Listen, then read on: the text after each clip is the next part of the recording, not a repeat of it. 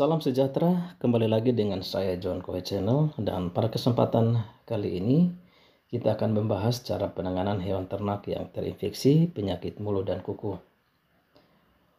Teman-teman sekalian, dengan merebaknya wabah penyakit mulut dan kuku atau yang disebut dengan PMK membuat para peternak kita atau masyarakat kita mengalami keresahan karena penyakit ini menular dan menyebabkan kematian pada ternak mereka. Dilansir dari pemberian Kompas pada Kamis 12 Mei 2022, kasus PMK awalnya dimulai dilaporkan pada Mei 2022 di Jawa Timur dan Aceh. Dan terakhir sebanyak 1.247 hewan ternak di daerah Kabupaten Gresik, Lamongan, Mojokerto, dan Aceh Tamiang terinfeksi penyakit PMK. Oleh karena itu, pada kesempatan kali ini kita akan belajar bagaimana kita mengetahui ciri-ciri daripada penyakit PMK ini, sehingga kita secara dini memahami bagaimana cara kita melakukan penanganan terhadap penyakit PMK ini. Adapun ciri-ciri yang bisa kita amati daripada ternak yang terinfeksi penyakit PMK, yaitu yang pertama, ternak kita akan mengalami demam yang cukup tinggi, yaitu 39 sampai dengan 41 derajat Celcius. Terjadi pembengkakan pada kelenjar, terutama di daerah mandibula atau rahang bawah, dan terdapat luka di sekitar mulut, moncong, gusi, kuku hingga ambing atau payudara. Produksi air liur cukup tinggi, dan hewan ternak kita akan kesulitan untuk menelan makanan, dan tentunya demikian ternak juga tidak mau makan. Hewan bernapas dengan cepat dan mengalami kesulitan untuk bisa berdiri. Terdapat luka pada kuku mengakibatkan kuku ternak kita terlepas. Ternak dengan gejala seperti yang saya sampaikan di atas akan dengan mudah menularkan PMK kepada ternak lainnya, baik melalui medium udara ataupun kontak langsung.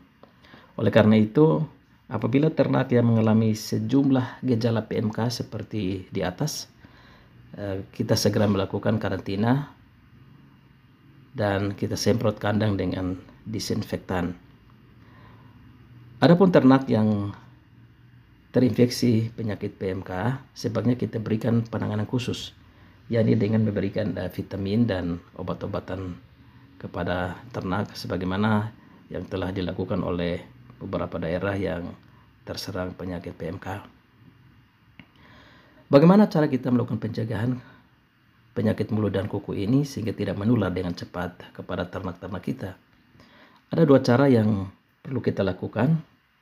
Yang pertama adalah kita melakukan pencegahan dengan cara biosecurity, dan yang kedua adalah pencegahan dengan cara medis. Pencegahan dengan cara biosecurity dilakukan dengan melakukan perlindungan pada zona bebas dengan membatasi gerakan hewan, pengawasan lalu lintas, dan pelaksanaan surveillance. Ini harus kita lakukan. Yang kedua adalah melakukan pemotongan pada hewan terinfeksi, hewan baru sembuh, dan hewan-hewan yang kemungkinan terdapat kontak dengan agen PMK. Kita melakukan desinfeksi aset dan semua material yang terinfeksi seperti perlengkapan kandang, mobil, baju, pakan, dan lain sebagainya. Selanjutnya kita belum memusnahkan bangkai, sampah, dan semua produk hewan pada area yang terinfeksi. Dan yang berikut adalah kita melakukan tindakan karantina.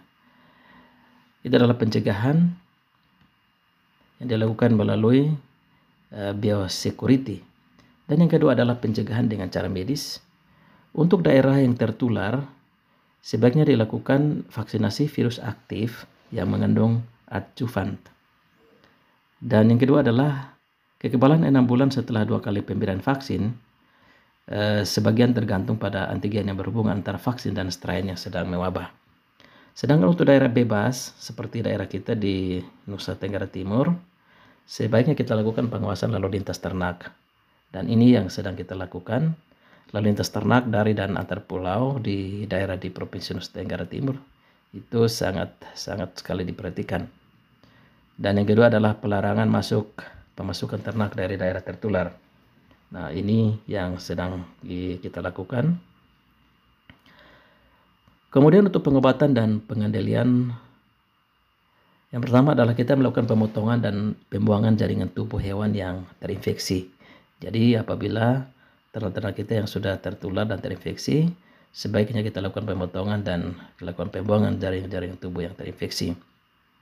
Dan kaki yang terinfeksi diterapi dengan chloramphenicol atau bisa juga diberikan larutan kupri sulfat.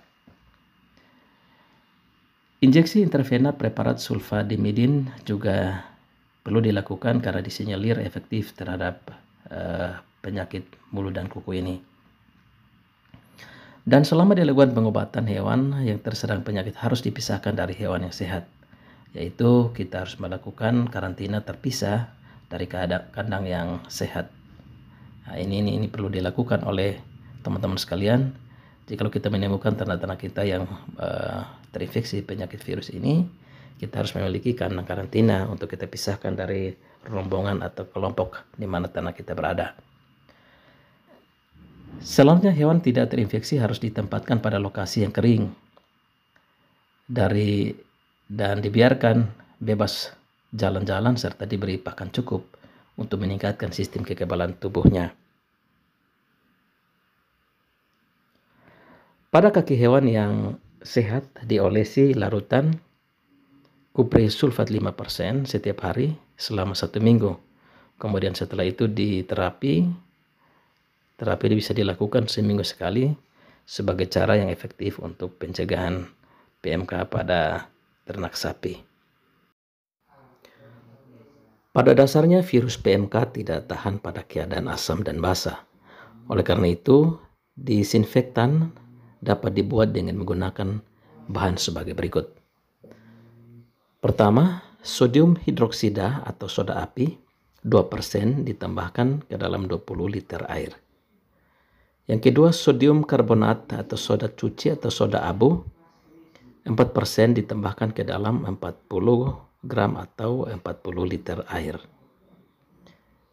Yang berikut, asam sitrat 0,2% ditambahkan ke dalam 2 gram atau 2 liter air. Asam asetat atau asam cuka 2% ditambahkan dengan air 20 liter. Yang berikut, sodium hipoklorat pemutih pakaian Biclean atau Proclean itu 3% ditambahkan 57 ml air. Disinfektan ini dapat digunakan untuk kandang, peralatan peternakan, kendaraan, sepatu bot, dan lain-lain sebagainya.